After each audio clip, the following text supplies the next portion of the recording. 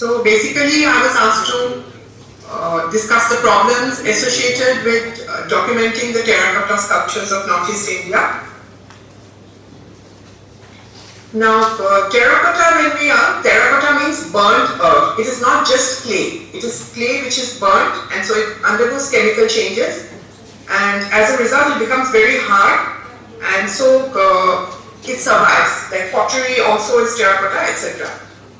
So from the remote past it has been used as a medium of creative and utilitarian art objects for both domestic and ritual use. And prehistoric evidence of the use of terracotta pottery has been discovered at Guwahati in North Kachar Hills of Assam and also in other states of the region. Now some of the problems is the region has very heavy rainfall, frequent floods, high humidity. All of these contribute to the decay of terracotta objects. Moreover, due to the acidic nature of the soil in some parts of Northeast India, especially Assam, such remote evidence of human history that it has survived, that itself is surprising. Now, terracotta sculptures are primarily found in the form of plaques, tile, decorative brick, attached to temple walls, while figurines of the early period have been discovered only from Ambari and Guwahati till date. In the late medieval period, however, one finds votive figurines and dolls, mainly from Gwalpara district in western Assam. Now, where do we find terracotta objects in Northeast India? In Assam, we find all over the place, from the earliest objects at Ambari, right down, that is from 2000 years ago, right down to the 19th century, Normat Kalimandi, from Gwalpara in the west to Bishmoknagar, which actually is now in Arunachal Pradesh in the east. But at the time when the remains were there, that was part of Assam. Now Meghalaya, that is, it was part of the history of Assam. Meghalaya from Bhaitbari, Bagalokugiri, Phulbari also, then Bangalpara. So Bhaitbari and all, it is an early period, 7th, 8th century, and A.K. Sharma, he has excavated those areas. And Phulbari and Bangalpara, they are at a later period, 18th century. Then Tripura, Bila, maybe from Shamsundar Bila, and also from Boxanagar.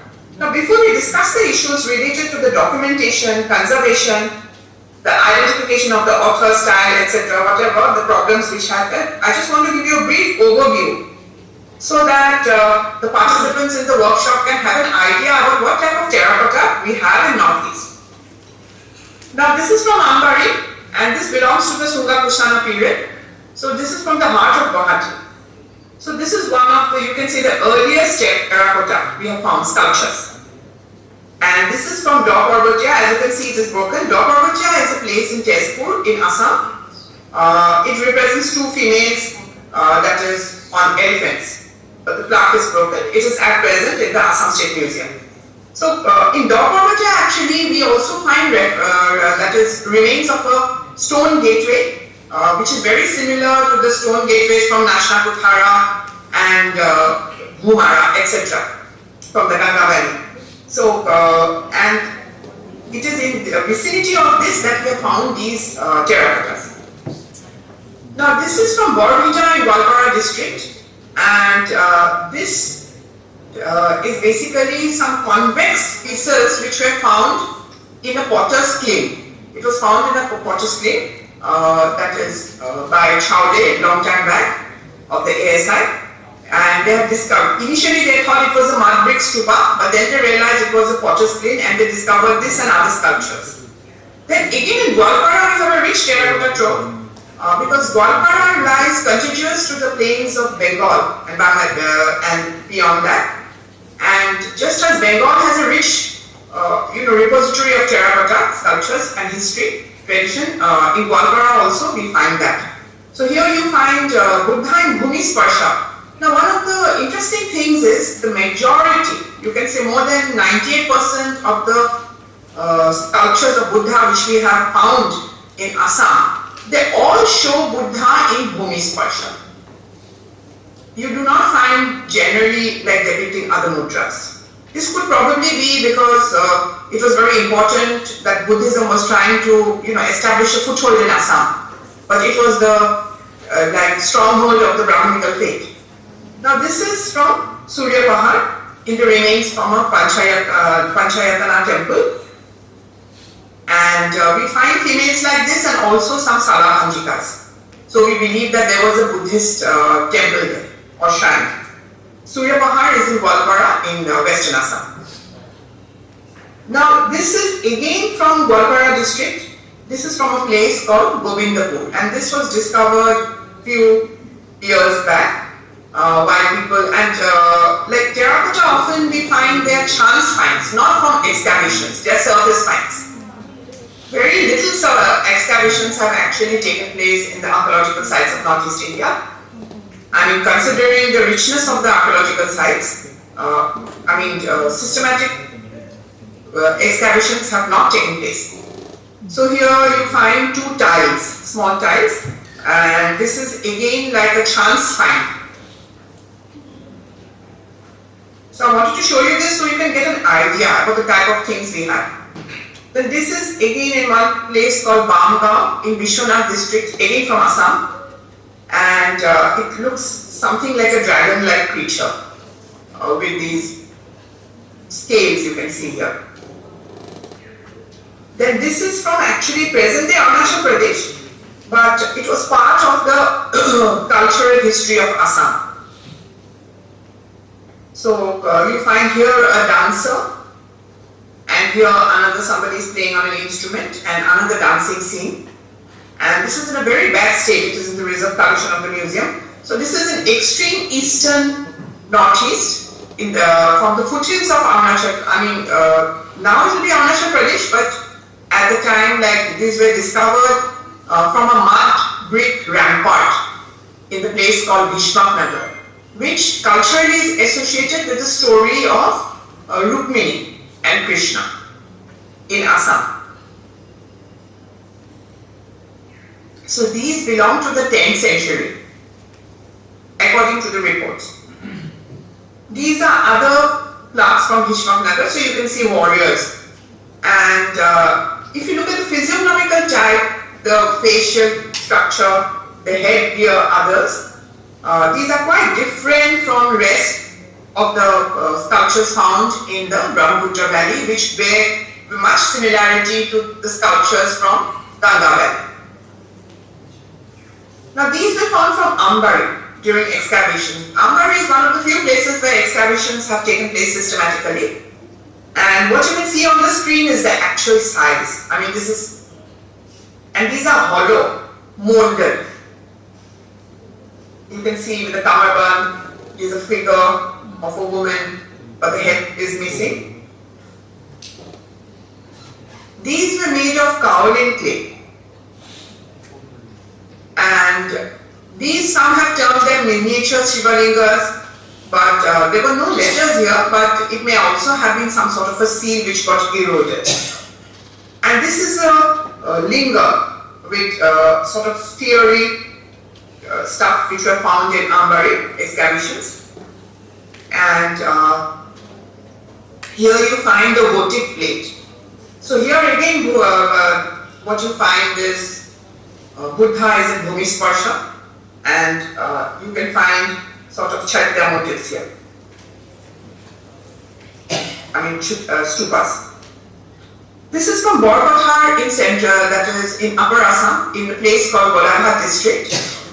And maybe we think it is a female sitting and wearing a dress with the design. Unfortunately, the rest of the sculpture is missing. So from Borpahar, the remains date from 8th century onwards. And in the Golaghat area, other excavations have found remains up to 13th, 14th century. Now dating is one of the major problems in Assam terracotta, not only of terracotta sculptures but of most sculptures in general. Now this is from Navanach, Jugijan. These belong to the 8th century, and on the plinths, only the plinth of the temples have remained, and on two of the plinths we find these sculptures. Sculptures with a border, like you find animals, lion attacking deer, then peacock, etc. Then you find a dog, then you find two deer, then dancers, then you find an archer. Many have just named him Arjuna the archer, but it's just an archer. Then we find chimeras or mythical beings or viaras. This is a mermaid. You can see mermaid with a lotus top. And this is a viara or a chimera. Now this was from Cotton College. This was again an accidental find. In Nornach, the remains of plinths are there, and excavations have taken place only in places called Rajbari and all. But here in Cotton College area, they were building an indoor stadium, and then suddenly they discovered ancient remains. So you find a lot of terracotta plaques are there, and pots and pans, small ones. So this is like a lady dancing. Now one of the interesting things is this terracotta plaques has a line of what you call lotus petals here, and in other sculptures which we have found, they have below also. And similar ones have been found from other places in Guwahati, then also in Meghalaya, that is in Bhaipari. The sculptures from Bhaipari also have similar designs like this, as if like it was a leitmotif of that time. So this is a Vidyadhara, this is a yogi, these are again from Cotton College, and this is what I was talking about. This is from Hedayatpur in Guwahati. So this is Bringi, then again here this is there. Then this is another Bringi from a village called Mayong to the east of Guwahati, where we have found only one single terracotta. But Mayong has remains of a lot of brick and stone, but which have never been excavated till now. So it's very difficult to put a date, but regarding these have been assigned to the 9th, 10th century by the late Dr. R.D. Chaudhary. Now we come to Meghalaya, and there's a mud brick stupa at Bhaipari, which was excavated by A.K. Singh and A.K. Sharma, but the excavations were incomplete. A lot of ramparts and other things were discovered there, and an octagonal temple was also discovered with Shivalingas and other things, and a brick temple. Only the base has remained. It has a Garbha Griha, that is here. Here you can find, and an antechamber sort of thing here, and the main mandapa. Now, it is from here that we have found a lot of terracotta plates, which were similar to those like we have found Ganesha, other things, and these are some glimpses of some photos of this. And one of them was kept in Guwahati. This was also from Bhaipari. But most of these plaques, what you find is Indian deities, that is Brahmanical deities like Ganesha, etc. And a lot of other figures. Which you find is similar to those found from other places of Assam. That with this plaque is broken. But this plaque is interesting. I wanted to show you this is, and that although till date we have not found in the historical period any Manasa temple, but here it shows that Manasa enshrined in the temple. That is, you can see a Pidhadev. Now these are broken pieces of terracotta plaques from Balarupre, which is also another name of Bhaipari, local name. So these were in the museum, Bhaipari Museum, immediate, that is in Tura. And these are broken artifacts and terracotta works unearthed from Ambati. This is again in Meghalaya. So it appears to be toys. Because in Ambati also we have found bird vessel. Now in Tripura, the terracotta plaques along the temple walls, these depict secular themes, mythology, etc. Then stories from the Ramayana, Puranas, etc. And also local things, local animals, flora, fauna, etc. So these are a glimpse of pillar.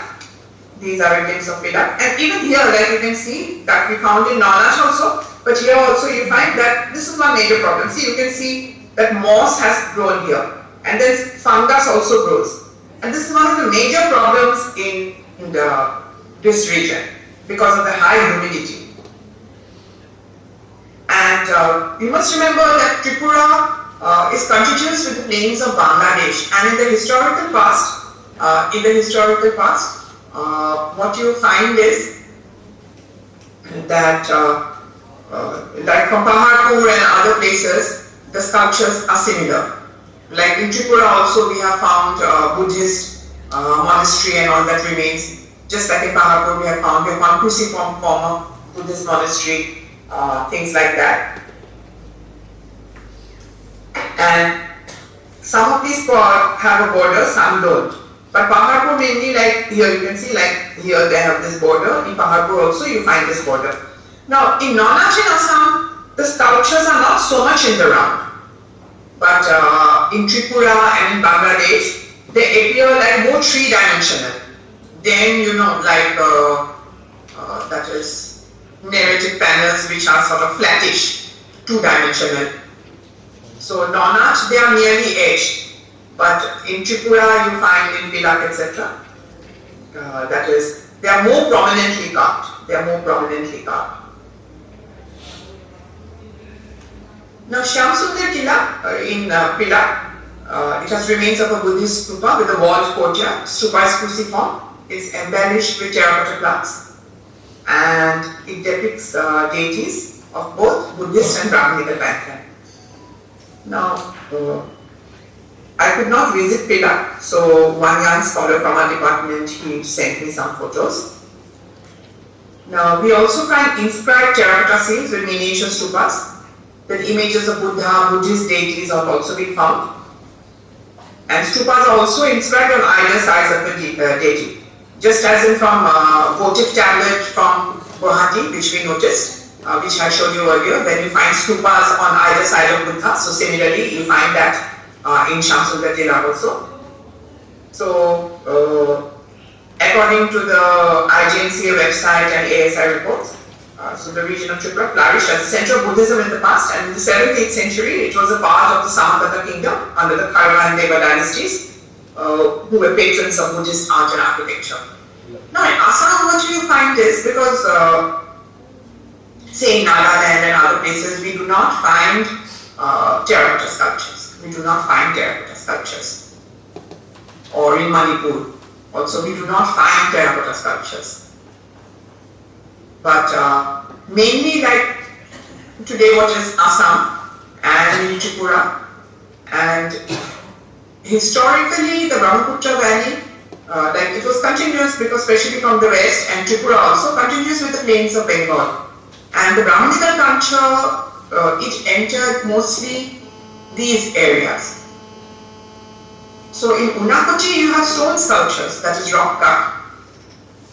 But in Unakoti you don't have terracotta sculptures.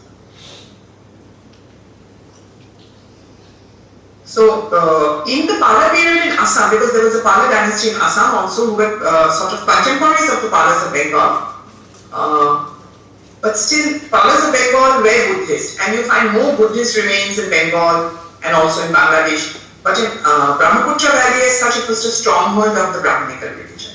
So although we have some Buddhist remains, and rock cut remains in Surya Pahar, etc. Rock cut tradition is there of Jainism, in a cave only, and just 2-3 examples. But like otherwise, you find mainly Brahminical deities and the local flora, fauna, etc.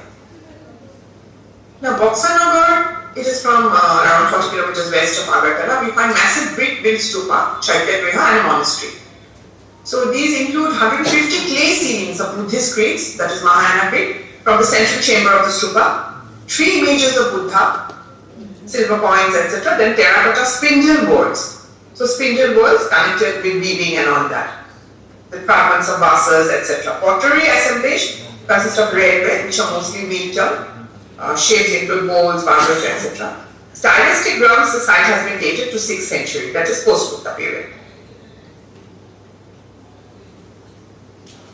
Now these are again from Assam. This, like as I said, the different types of terracotta things are discovered in Assam. Okay, so this is an inscribed tile with alphabets. Then again, these are terracotta things. Now, coming to this, in Bangla also we have discovered something like this, just a terracotta bust. And in the reserve collection of the Assam State Museum also, there are terracotta busts. But the find place is unknown. So we don't know where they have got it from. But another interesting thing are these are slingshot. So what you can see on the screen, this is the actual size actually. Small, like marbles. So these are terracotta and made of terracotta, and these have been found from Ambari also, from Cotton College also, like slingshot type of things. And these are now kept in the museum. So that is for slingshots to be used during battle probably, because we have cannonballs, but cannonballs are made of metal, not of terracotta, and cannonballs are some are made of stone. But slingshots, that is to use in the slingshot, you find these small balls. They are the shape of, in the size of the marbles. And other interesting finds actually also include small, like we have traces of something dark colored liquid, so they may have been ink pots, etc. Now, this thing is very interesting. This is, imagine a flower pot, but it is a solid flower pot. Okay, it is a solid flower pot, and at one side you find these, like there's a flower sort of design. Now, this was used during the time of the Ahuns in the 18th century, 18th and 19th century, to embellish the walls of temples, which was built under the construction. So in the temple walls, these were inserted, and you can see the flower design, but like these were solid baked. It is the size of a flower pot, like where we,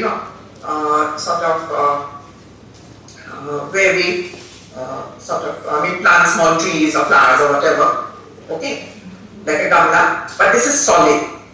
And so these are sort of terracotta, you can say. At one side there is a flower, it is carved here like this, and so these were like a khili or a plant. It was put into the spaces in the walls of the temples, in the facade. Generally these you find in the facade and not on the side walls, only on the front facade. Okay, so now this is this terracotta object is very small, but we have found plaques with these like musician girls, like playing on something. So one hand akimbo like this and the other is like this. So similar type of things we have found on terracotta plaques also, but from the 18th century, not earlier. Not earlier, especially in the Ghanashyam Road.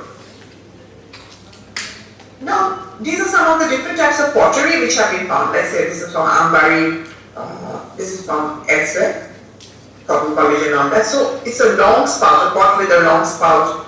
Then you can see that the rim is quite big, it's quite strange looking. Then these are similar pots, but the spout is very long. So not like a teapot. Now this is the Vishwanath and Thara Road, and what you find in the that is 17th century, and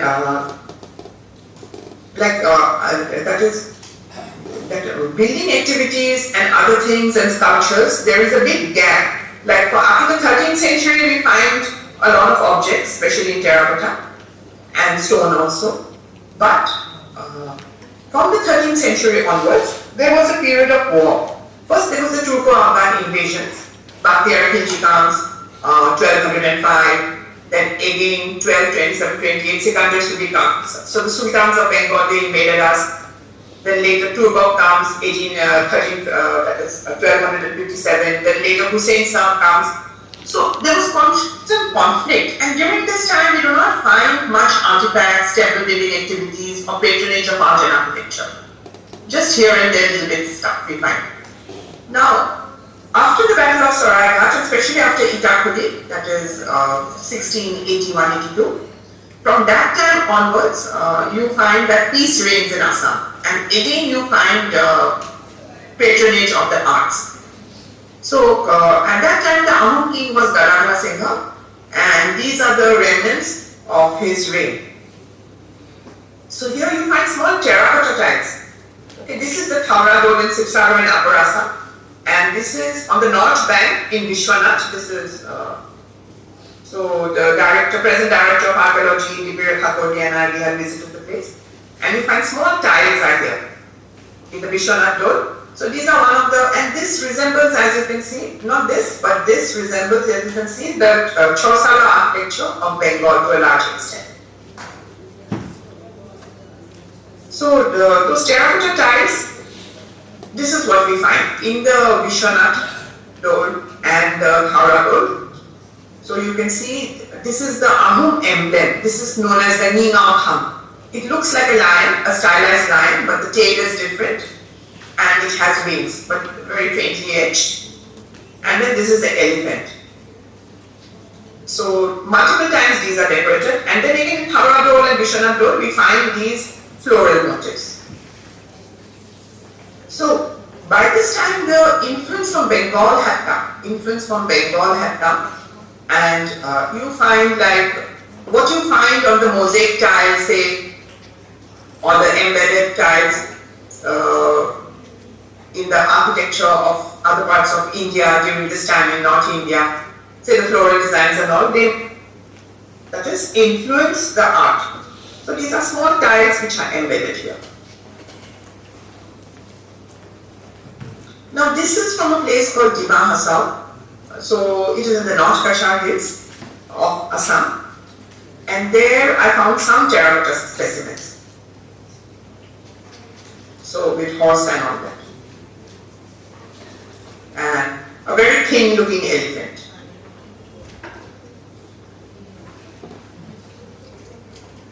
Now this is from Meghalaya. Foothills of the Garo Hills, in a place known as Baghapara. And by this time the dress and all, it resembles those of the Mughal dress. But the scene is typically from the Puranas. This is the scene of Kamsa, that is trying to kill Yoga Maya, who has replaced the baby Krishna in the gospel of Shri Krishna Leela.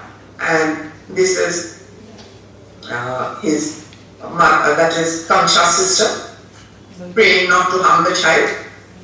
So this is what is shown here.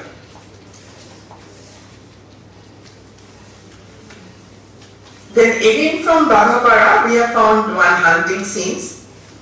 So you can see the chase, and this huntsman is holding on with a hand and he is spearing this. And these are from this calf and this row of geese. These are from Phulbari, and these are all 18th century. So these are from the ones below, are from the dress, the face has become back and the head there is different, but here you can see. And what is interesting is the plated, what you call, poach, the tail of the horses. Century you find hunting scenes.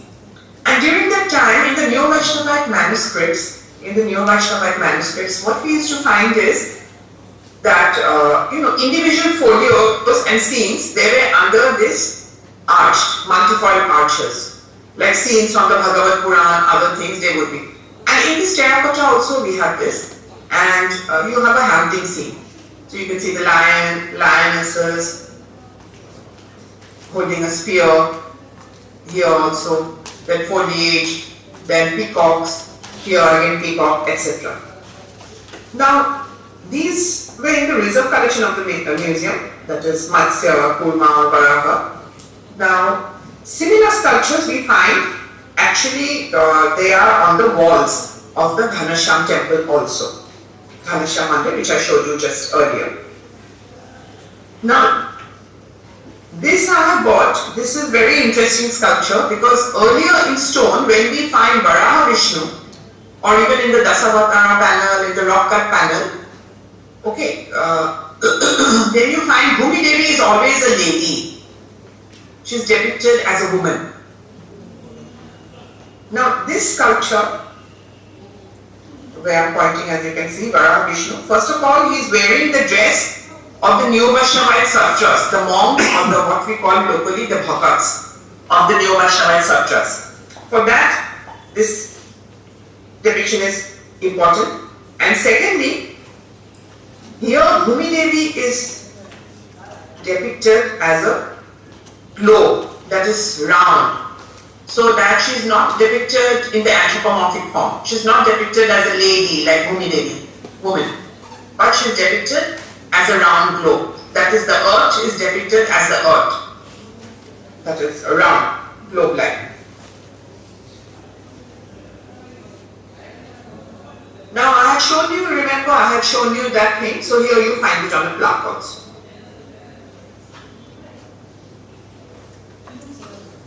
So probably the sculpture had come loose from the plaque and it was just lying there. Because the same, you find one nautch girl or whatever, or a minstrel or whatever, one lady, but the upper part of the body is there. Now these two are interesting in that because just as the plainsmen, when they carry weight, they put a stick on the shoulder and they carry it on both sides. But the hillmen, to climb up the hill, they carry the weight on the back. The loads are on the back. So this is a depiction of a hillman from around the 18th century.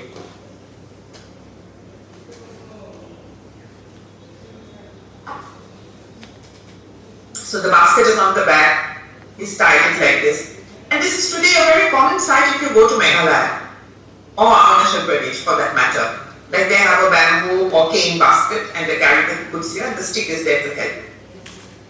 Now this is one of the few sculptures where we find architecture being depicted. And this is very much, although it is from Assam, it's very much like as if it's a replica from a Mughal painting, except for this part of the house, because these are the type of houses which we have in Assam. But here you can see that is, like in a temple, it is a stepped pyramid. And this type of stepped pyramid structure you have in places of worship called the Namghars, where the Guru Asan, where the Bhagavat is kept, because idol worship is not allowed there. So where the Bhagavat is kept, it is in the form of a stepped pyramid. So here you see probably the king and the supplicant, and we also have in Assam an officer known as the Hanswa. So falcon, they used to hunt with falcons. So this could be a court scene where the officer with the falcon is there and the king is there. Now this is the North Kali Mandir. This is from the 19th century. Now what happened in the 18th century, Rudrakinga had brought a Brahmin preacher from Bengal, from Navadip, called Krishnaram Bhattacharya. And he had given to him the management of the Kamakhya temple, the famous Kamakhya temple from Guwahati, which is on the Nilachal. Now, and he came to be known because he used to stay in the Nilachal hill. So his family was known as the Paromita Guwahati. Guwahati means a Brahmin priest. That is the local term for it. Now in the family of the Paromita Guwahati, so his descendant built it. So it is also known as the Nati Guwahati temple or Namash Kali Mandir. Now this was built in the that was Chausala, just like you saw the Ghanasham thing like that. It was built, but originally it had 4 small shrines, like the Pancharatna shrines of Bengal. But this Namash Kali Mandir, you could climb up, but now it's quite dangerous, and at present it no longer exists. Okay. Now here you found terracotta tiles here, and here you find that is molded bricks, which I'll show you the photos close up. You can see here vaguely, okay, and these had tiles. I will show you. Now this picture I have purposely shown you because this is one major problem in Assam. That is the vegetation. It is a place of high humidity. It is a place of very high humidity and excessive rainfall. So even now, like just 2 days before, there was hailstorms in Assam. There was hailstorms in Assam, in many places of Assam, and even in Guwahati there was heavy rains.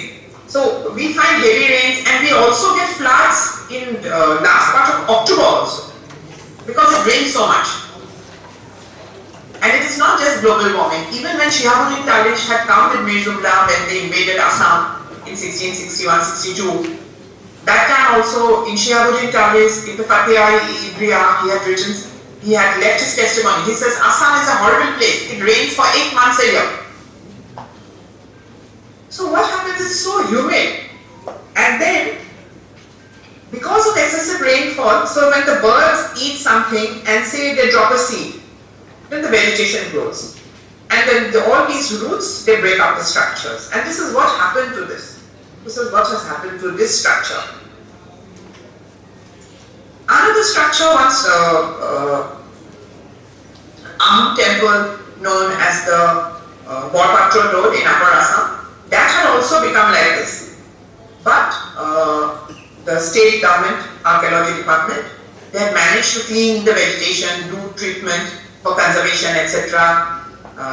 And then by not damaging the structure, and they had restored it. But this is beyond repair, and today it no longer exists. Now here you can vaguely see, you can see these. Okay. Now this is it. See? What you find is, see, this is typical like a bihu dancer. This is 19th century, okay. This we call Agartala. That is, what is it called in English? I'm not sure of the word. Like clappers, I think. I'm not sure what they're called. Like there are two circular discs and you clap them together to make a sound. So this sort of tal, we call them tal in Eastern India. So this tal, they are used in the sutras of Assam also. Then now look at this. This is an acrobat. So this is, see, she is like sitting and her feet, like contortionist, her feet are over her head. Her feet are over her head. See, on top of her is presented another frame. Now, some of these have come loose. So then I saw that it was actually a molded brick with this figure. With this figure. It was burnt like that. It was actually a molded brick with this figure. And at that time, this was a long time back. This was I think 2007 when I took these photos. But now it is no longer there. So you can see all these sculptures are here. This terracotta. This again, like this bihu dancer, like here dancer, then also on top, again the acrobat, again another dancer, somebody holding an umbrella, like that. So these sculptures were there on two sides, and on top you find monkeys and gargoyles, etc. also. So what you find is that unfortunately, this is what has happened. See, you can see the roots. So it's very difficult, like, so in situ actually, here we had a few in 2007, up to nahi hai. Then only in Guwahati we have, and in Tripura we have, but as you can see only the bases of the temples and the monasteries are there. The superstructures are not there. Superstructures are not there. Now, here I said now there are some terracotta tiles. So I had zoomed and taken, so see, a man playing on a drum and somebody, a warrior with a sword and shield. Actually the photo, it was raining that day and my camera was not so powerful. I had zoomed because it was on top. But see, this is so nicely depicted. Now, in Guwahati area, late period, what you find are these. These are votive dolls, so people who do not have children, women, they offer these. So these we have found from the 18th and 19th century onwards. So see, these are actually children, very crudely executed children. Here, child, then again child. So these are called Hatima.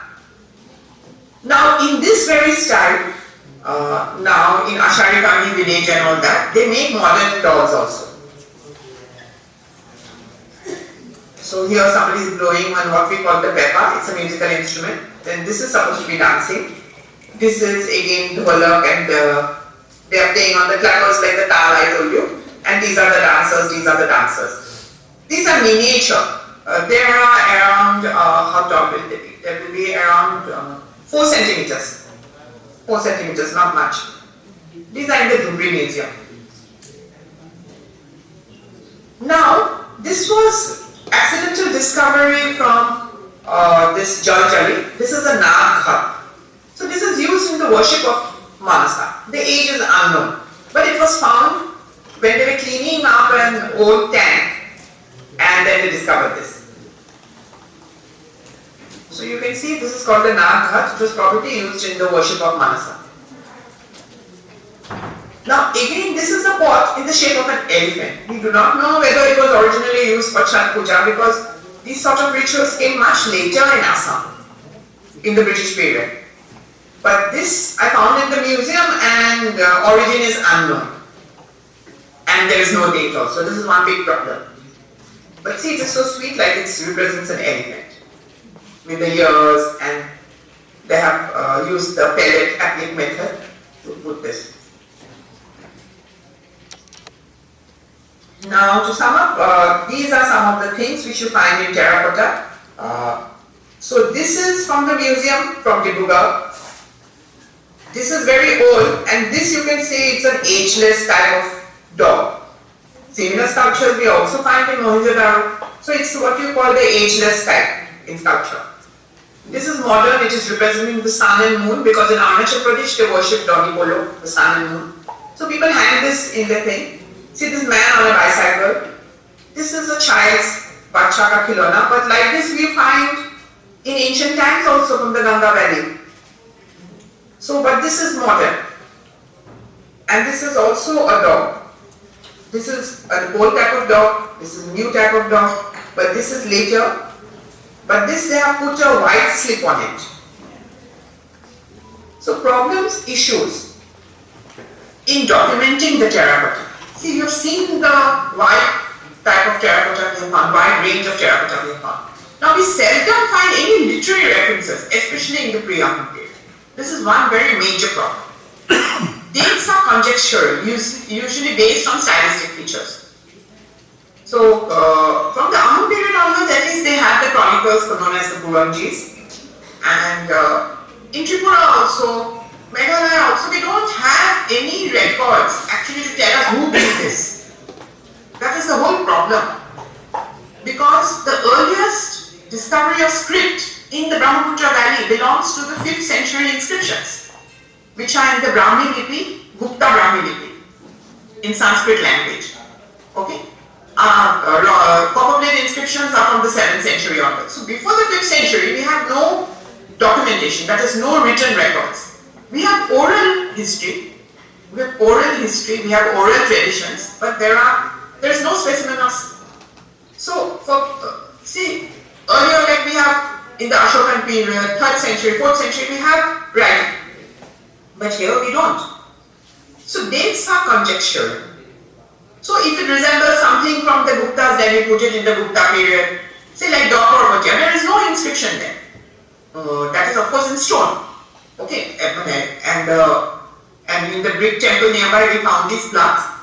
Some are kept in the Asiatic Society today, but anyway, what you find in Calcutta. But like the stone, suppose the stone, what you call the stone gateway, because it resembles the stone gateway more or less, like nearly same, you can say, a duplicate sort of. That is, so a rich clientele, probably the king.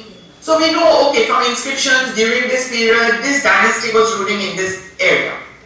So while documenting, we put it under that dynasty, because we know at that time from the copper plate records that they were doing. But actually who built the temple, from where the terracotta was recovered, we do not know. And the majority of the terracotta are surface finds, accidental finds. People are building a house, they dig, and then they discover some tiles. And some keep it to decorate the houses, some report give it to the museum. So in situ, we actually find in Tripura today, and in Nonat in the early period in Assam, and the Ghanashyam Road in the 18th century. So suppose the style resembles, because Nasha, Kuthara, Bhumara, the Ganga, Yamuna are the same. So even when S.K. Saraswati had come, and the former Deputy Director of Archaeology, the late Dr. Pradeep Sharma, so when they had gone and they looked at the Dharmabhaja gateway, so it was Saraswati who had dated it to the 5th century on stylistic grounds. So we know from other inscriptions, like say from Umachal rock inscription, Navajo Kamikata inscription, other inscriptions we know that okay, in this area and from other contemporary records we know that the Burman dynasty was ruling in the Tezpur area. So okay, they must have done this. If something belongs to the 8th century, okay, the Salasamas must have done this. Say Nona, it must have been under the Salasamas because they were there in the 8th century and this was known to be the stronghold. And in the Tezpur region, if you find anything, say which resembles other sculptures from the Ganga Valley belonging to the 8th, 9th century, we give it that date, so we say okay, it belongs. Now in Tezpur we have 9th century Salastamba inscription. So we know that they were ruling there. We have the copper plate inscriptions. So suppose we find, say, Terracotta early period, then okay, it is Gupta, or then okay, contemporary of Gupta, we put it in the Burman dynasty. This is the whole problem. So there is near total absence of epigraphic evidence for dating terracotta. And what you find is pottery. Pottery has never been given much importance in Assam. So it is only now when a new breed of scholars are coming and they are choosing, they have studied in Deccan College like Manzil, then PT and others, and also Tilak and all that. Then Tiyatoshi Zami from Nagaland, he's been working for a long time. So PT and all, they are studying, Sukanya Sharma, they are studying pottery. But they are like, you can count them on the fingers. So pottery remains a hardly given importance in Assam. Anytime an archaeological excavation takes place, because we do not have that, like in the universities we did not have archaeology departments. The anthropology department, one person would be there from archaeologists who would teach, who had an idea of pottery and they would go and all that. So excavations would also take place under the anthropology department. So due to lack of that is expertise. So there was a lot of problem in dating the pottery, dating the bricks. Everything would go on style. And the style that is okay. In the Ganga Valley, this is the style. So okay, we find this, okay, so that. From the that is from when the Ahums came in the 13th century and they had Buranjis, they had records. So that was easier. But in the pre-Ahum period, prior to the 13th century, we don't. So these are some of the problems. And the physical, so there's near total absence of epigraphic evidence for dating the terracotta objects. Or even the pottery, of course, pottery, you have other. So you can just assign a period to them. Even for the historical period, forget about the prehistorical period. Now present physical condition in situ is problematic due to rapid growth of moss, fungus, vegetation. This is mainly due to the nature of the climate. A region of heavy rainfall and high humidity. Now, human vandalism is another problem. Terracotta sculptures are generally found in conjunction with brick structures. These are often harvested for modern construction sites due to lack of knowledge by locals of the importance of the site. So people just take it. People just take the bricks. These are well-burnt bricks. So they take it for construction. And this is nothing new. Even bricks from Harappa were taken to build the railway line in the northwest a long time back. And as I said, pottery is generally ignored by scholars. Only stone and terracotta artifacts are preserved in site museums or in the district and state museums due to lack of expertise. So pottery is there, but they have seldom been dated. Only now, we have an archaeology department in Kapu University in Assam, then, but even Nehru, Northeast Indian University, it has in the Tura campus ancient Indian history and archaeology. Same thing in Nagaland, Kohima. So the number of archaeologists actually working on pottery, just 3-4 people you can say. But now new students are being trained and they are showing interest in archaeology. So in Cotton we have Priti Sharma working on archaeology, then in IIT you have Sukanya, like that. You can just count them on your fingers. So this is a big problem. Just 3, 4, 5 people are working. But one good thing is that they are training the students to work. So hopefully pottery etc. will get more importance, etc. And many sites are difficult to access due to the remoteness. It's not very easy to travel to these places. Then local sentiments are also there. Sometimes it's not, it's unsafe also. So people look with hostility when new people come into the village or other places. And over a period of time, the nature of the place has changed. Nature of the place has changed. So, and people also, one major thing is ignorance. Like suppose some things have been discovered, then people think they may be dispossessed of their home, that the government will come and take their house or excavate and displace them. So also they are very reluctant to, report. So while documenting like which dynasty to assign to them, the date and period, because there's less literary references or hardly any. So dynastic style, it is just mainly conjectural. So generally, like in sculptural evidence, like we don't have any dates. The temples are not dated from which the sculptures and sculptural panels are taken. Majority of the finds are accidental finds. So this, like proper evidence, historical evidence to date them, assign a period, assign a dynasty. This is all based on what you call like comparisons.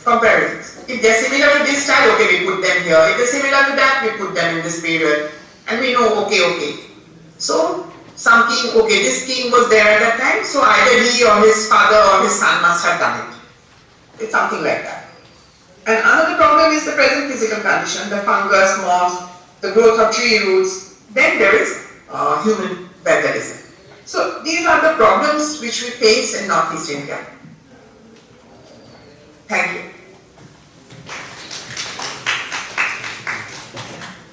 Thank you, Professor Paromita Das.